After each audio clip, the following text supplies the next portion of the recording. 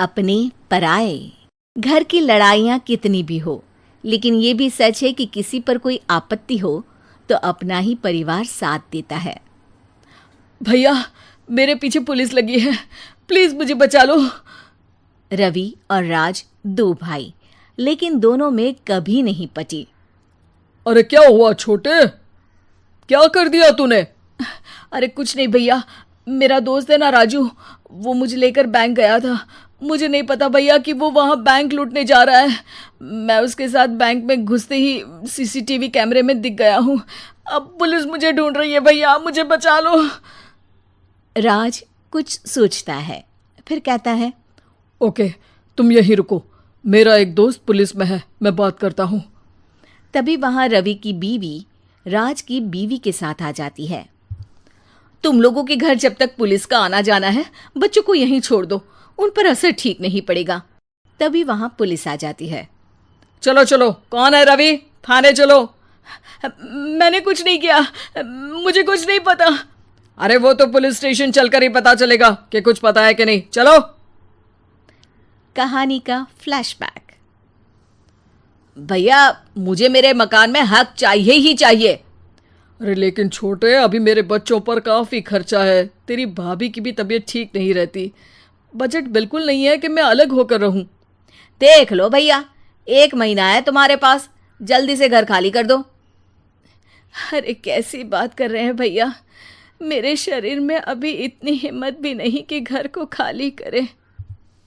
तो क्यों अपना पोषण बेचा भाभी? अरे तुम तो जानती हो, पिताजी की बीमारी के कारण उन्हें हमारी ज़रूरत थी, कैसे आते पैसे। ससुर जी तो बूढ़े थे भाभी, उनकी बीमारी में भी पैसे लगाना कौन सा अकल का काम था? तो क्या पिताजी को मैं मरने के लिए छोड़ देता? अरे रवि, तू तो समझ, पापा को हमारी ज़रूरत थी, उन्होंने हमारे लिए हर वो काम किया जिससे हमें खुशी मिले।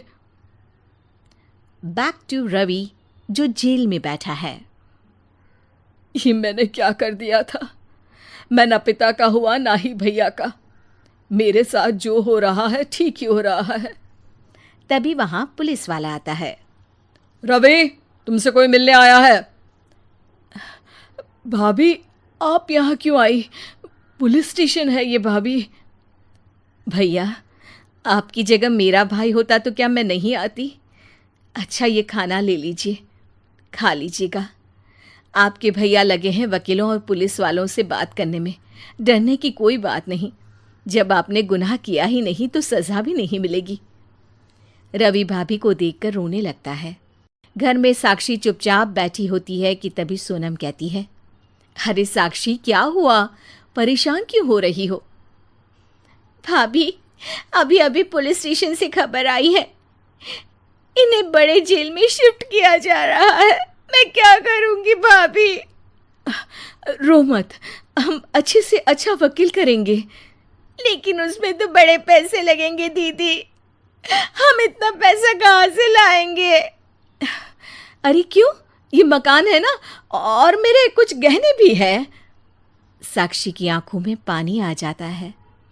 पर दीदी, ये तो आप और भैया की मेहनत की कमाई है। पापा के बाद भी तो हम लोगों का सब खत्म हो गया था। पापा को तो बचा नहीं पाए, लेकिन भैया को ज़रूर बचा लेंगे, और भगवान चाहेंगे ना तो दोनों भाई मिलकर इससे भी बड़ा मकान खड़ा कर लेंगे। साक्षी। थोड़ी देर में राज वहां आता है। सोनम सही कह रही है साक्षी, पैसों की कमी के कारण किसी भी बेगुनाह को सज़ा नहीं मिलती। राज एक अच्छा सा वकील करता है। सोनम और साक्षी बचाए पैसे और अपने गहनों को बेचकर रवि का केस लड़ते हैं और जल्द ही रवि जेल से बाहर आ जाता है। रवि राज को गले लगाकर कहता है, भैया मुझे माफ़ कर दो, मुझे साक्षी ने सब कुछ बताया है। भैया, आपने मुझ पर विश्वास किया, मेरे लिए दिन रात मेहनत की, भाभी ने अपने गहने तक बेच दिए। भैया, आपने तो पापा के लिए भी पैसे नहीं देखे, लेकिन मैं बहुत ही सेल्फिश निकला। भैया, एक आखिरी बार मुझे माफ़ कर दो, मैं शर्मिंदा हूँ।